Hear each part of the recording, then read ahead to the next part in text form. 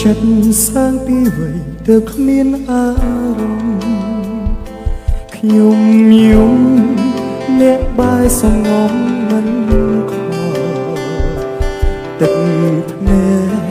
ខ្ញុំហូរអ្នកថាតាមពេលខ្ញុំដេញដោលអ្នកបដោចម្លើយថាសមនុស្សមានបេះដូងទើបអាចรู้បានជុំបាយពេលនេះខ្ញុំគ្មានបេះគិតច្បាស់ហើយឬថានឹងអាចសបេះដូងដែលបានយកពីជីវិតខ្ញុំនៅថ្ងៃមុនពេលឮពាក្យថាសខ្ញុំអាណិតអ្នកខ្ញុំតែច្រើនណាស់សងបានថាបើលុបពាក្យស